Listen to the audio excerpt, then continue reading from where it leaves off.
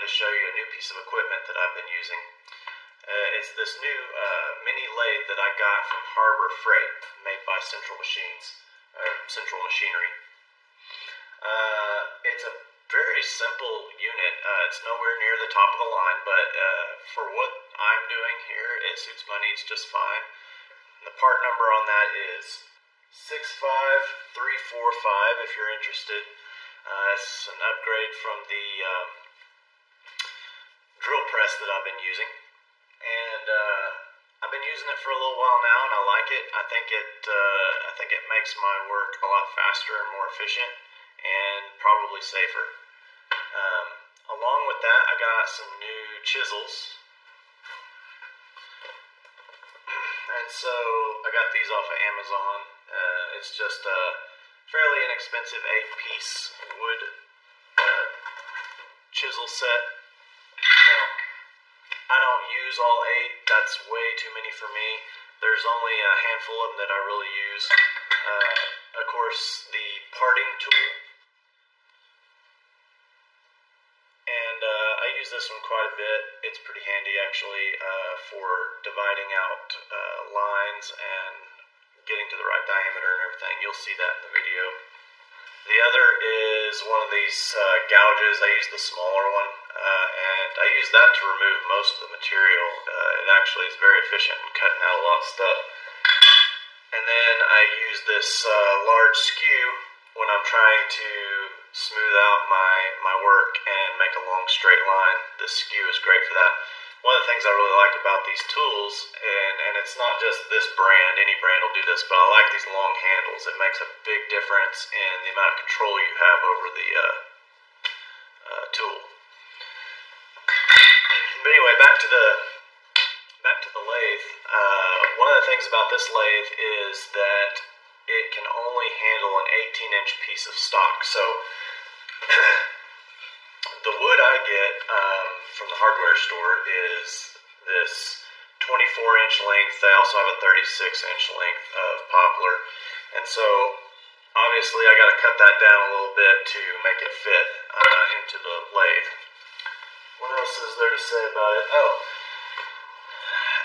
it's a tabletop lathe, of course, and so it's got these rubber feet on the bottom, and those really help it stay in place. This does have a big motor on it, and so I can see where if it didn't have these rubber feet, it would probably vibrate off the table that you're working on. So that's nice. Now, the main body of this thing's made out of cast iron, so it is very heavy, but I think that is mostly to help the unit stay put. Probably the best thing about this particular lathe is how simple it is to use. It's really just flip a switch, turn it on, and you're ready to go. There's not a lot to it. It's pretty simple. So let's get this thing set up and start making some lures.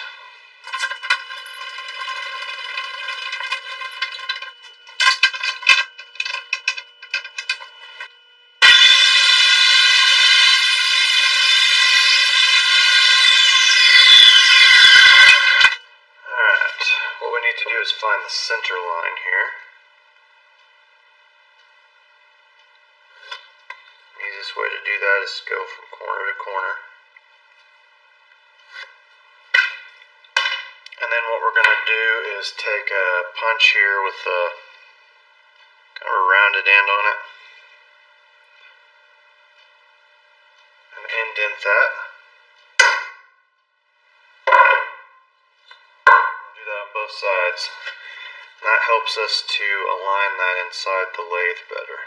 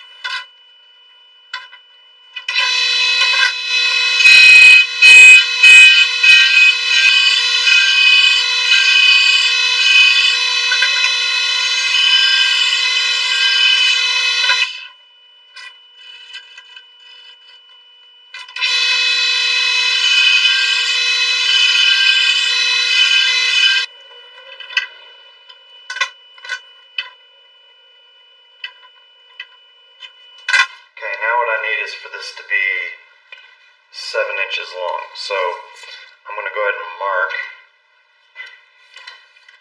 It's a 8-inch piece of wood, so I need to take a 1/2 inch off of each side.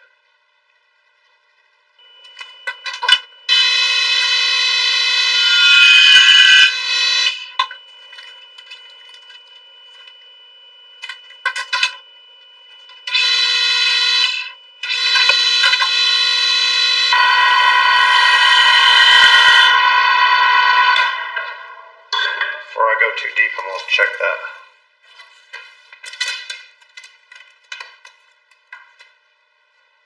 Perfect.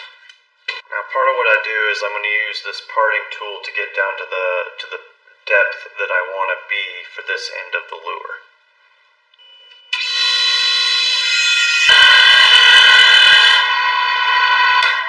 So this part you want to go really slow.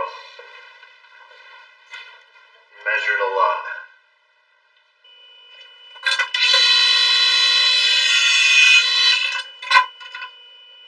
So this is going to be the mouth, and this is going to be the tail.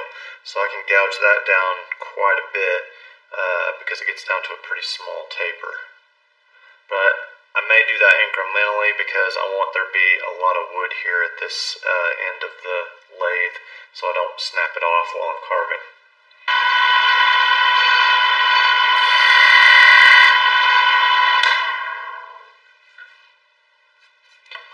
That's going to be sort of the largest part of the lure. So the mouth will taper down to the mouth just a little bit, and then it'll taper from here down to the tail. I'm going to go ahead and gouge out a little bit more of that though.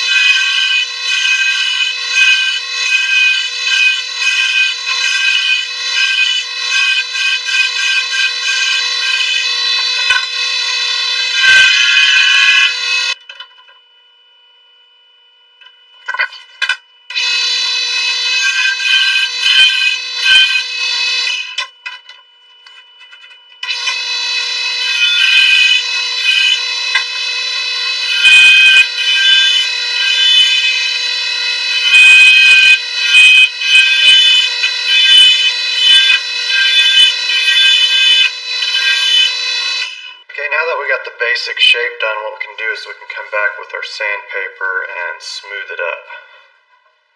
But you always wanna sand from the bottom.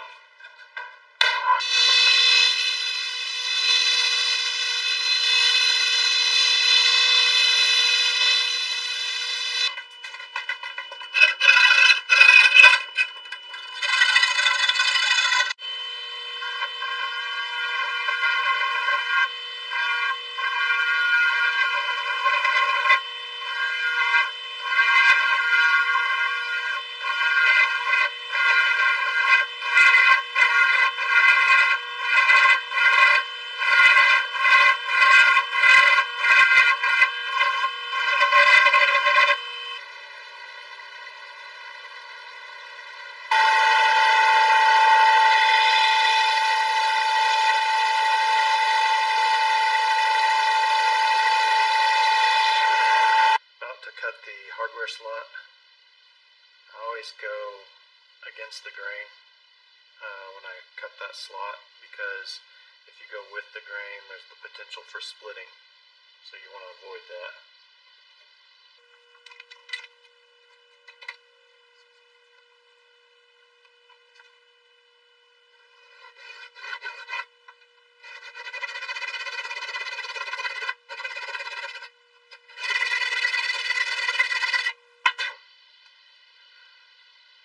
Alright, you can see here I'm going to cut a little bit past center so that I've got a little bit of adjustment room when I put my hardware in.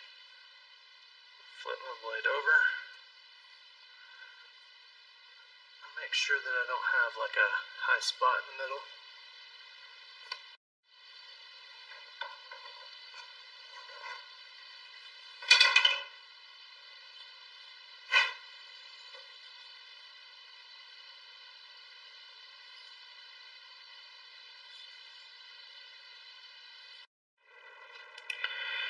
Okay, so this is the wire I'm going to use for my harness.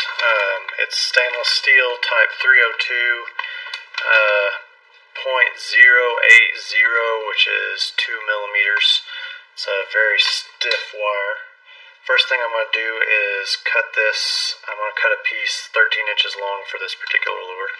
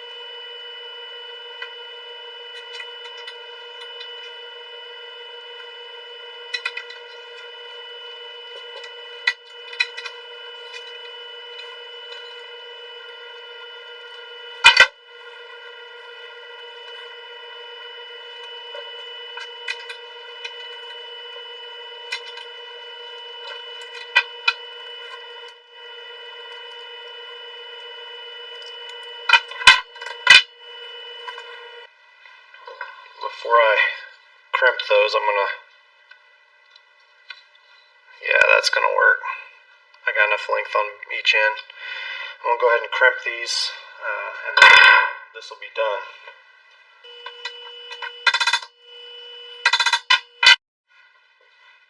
Alright, so I've got the harness dry fit in there. It looks like it fits pretty good.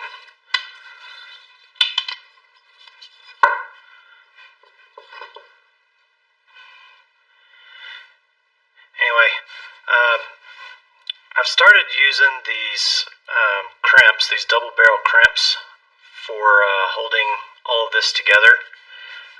Before, I used some of this really thin craft wire, and what I would do is I'd just wrap it a whole bunch of times and then I'd super glue the whole thing, and that's pretty strong. But I've recently switched to using these double barrel crimps for a couple of reasons. One is it's a little bit easier to work with from a standpoint of dry fitting and unfitting and all that stuff. And I also think that these are going to be stronger in the end than wrapping it in wire. So I put one here in the middle as well, because if you get a large load on it and you're pulling, that's going to want to spring open. And so the purpose of that crimp is to keep it from stretching as much as possible, because when it stretches, then it's going to stretch inside the lure and you could have a breakage potentially, and I'm just trying to head that off. What I'm going to do next is I'm going to use some of this 30-minute epoxy, and I'm going to epoxy this into the wood. I could super glue it in, but I feel like the epoxy is a lot stronger. So to embed the wire, let's epoxy it.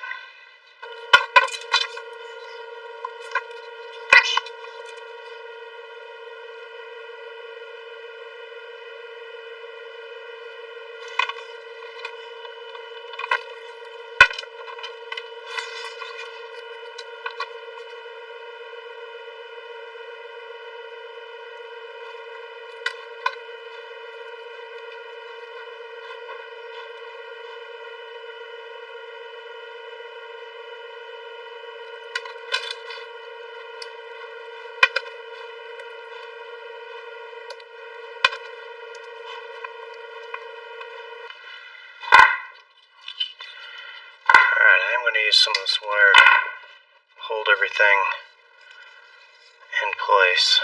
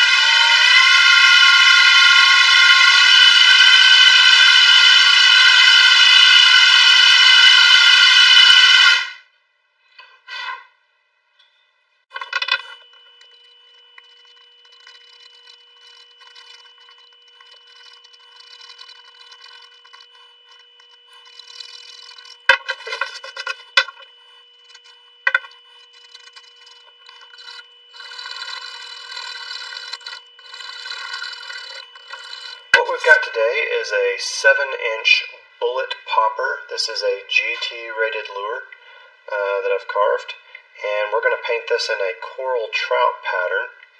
As you can see, I've already primed the lure, and I've already got the opaque white all over it. I skipped past that part. You've seen me do it on previous episodes. So we're going to start from here and paint a coral trout.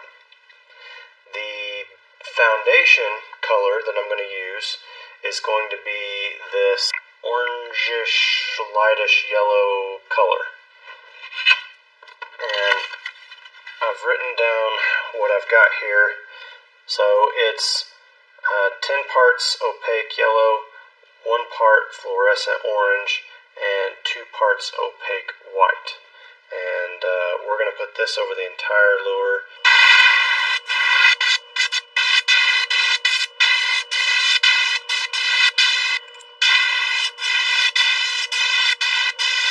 I'm going to use this mesh to do my scale pattern, and I've actually sprayed this mesh on both sides a few times with some of that primer, because I feel like it gives you a better impression, a better screen than just brand new mesh. Brand new mesh kind of lets paint soak into it, and it doesn't give you as sharp of a line.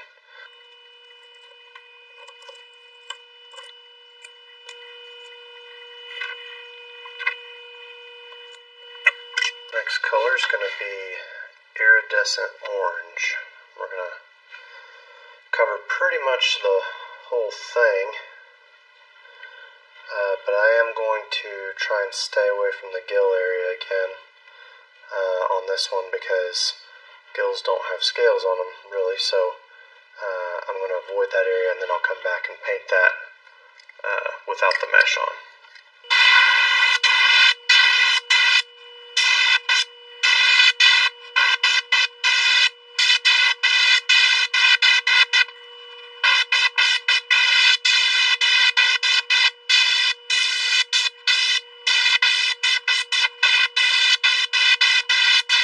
The next thing I'm going to do is I'm going to go over that with a little bit of transparent red, but I'm going to do it very finely and from about a mile away.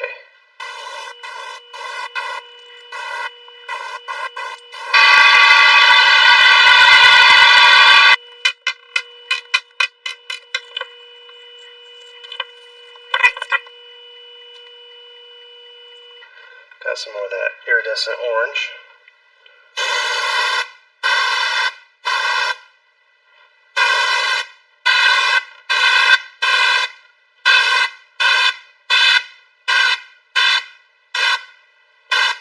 I'm coming at the gills from this angle so that there's a little yellow reveal on the gills.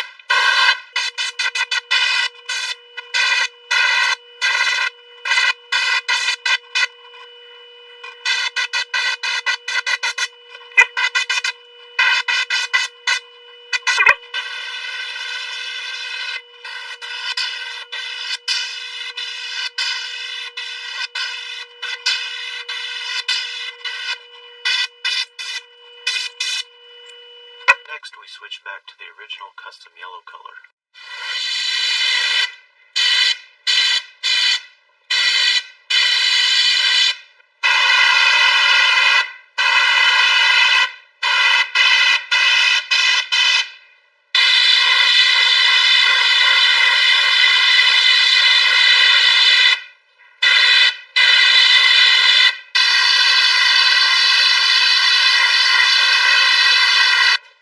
So I did finish getting that color put on, and I apologize, I did not capture a lot of that. My airbrush was acting up terribly, and I had to clean it twice, and it was just kind of sputtering and not cooperating, but I did get this color on. The next thing I'm going to do is I'm going to mist the whole thing with this iridescent orange. Then we'll put the eyes on, but I feel like this will give it a little something, just to not cover anything, but just give it a little mist.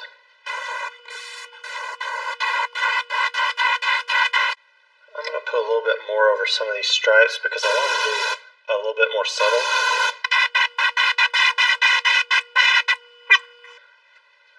Except those on the face. I kind of like that. I kind of like how sharp those are. Maybe just ever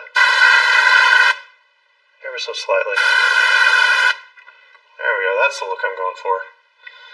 So some of these coral trout have a little bit of a lighter color in them. Some are kind of solid. Some of them have these stripes in them. I think the stripes are going to make it look a little bit more interesting. But what's really going to make this thing pop are the spots.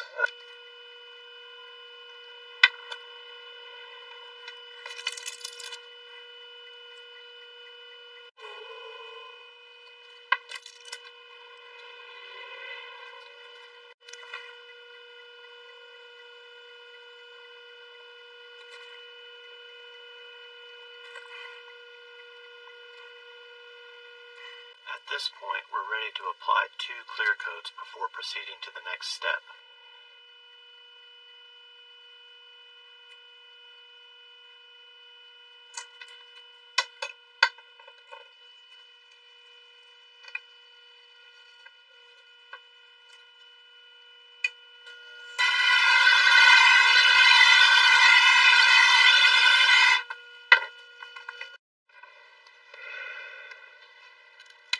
For this next step, I'm going to want to cover the eye that I've already epoxied. So what I've done is I've got an extra one out of that pack here. I'm just going to trace.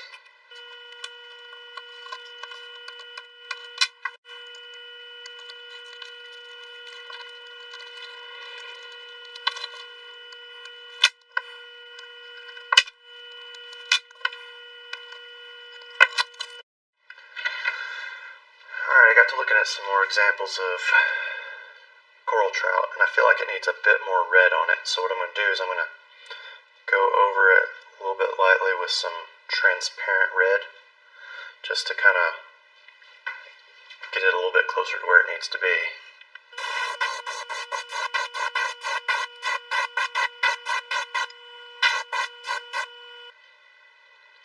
I think I'm going to leave the belly a little bit more on the orange side. From the examples I've seen, I think that's the way it is. But I think that goes a long way, just a little bit more red along the top.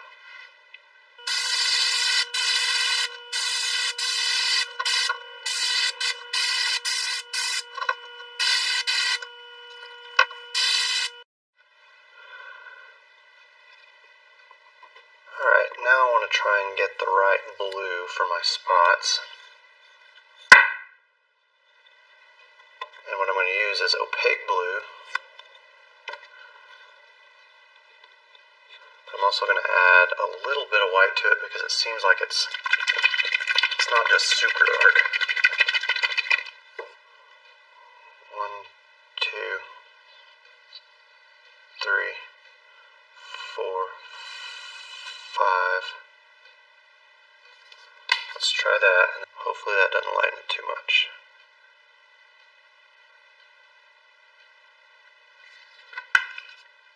Let's see what that gives us. Yeah, I think that's a good blue right off the bat. Okay, so what I'm going to do is I'm going to start with the Q-tip here, and I'm going to do my big spots.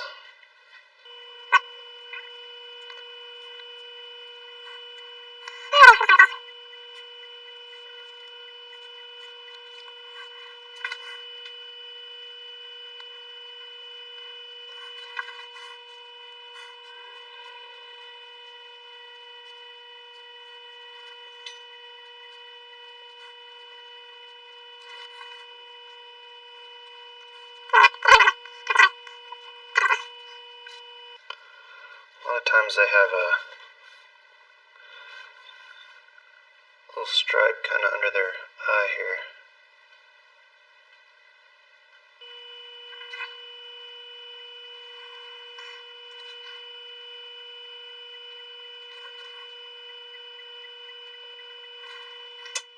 So before we apply the next color, I'm going to go ahead and prep my Q-tip. I'm going to pull a bunch of this cotton off to make it a little bit smaller. Basically what you wind up with is a slightly smaller Q-tip and like what I've got here. Okay, this next color we're going to mix is going to be a much lighter color. It's going to be more like a sky blue. Alright, after doing quite a bit of experimentation, I came back to my second option that I was working on. And what it is it's 4 drops of iridescent turquoise and 5 drops of opaque white.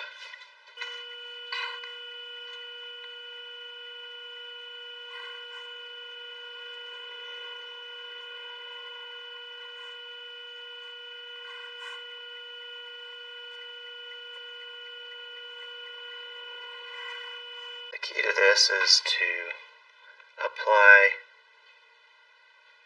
just the right amount of pressure to get the size circle you want. And all you want to do is keep it inside the bigger circle. It doesn't have to be perfect. If it's a little off or oblong or odd shape, that's fine.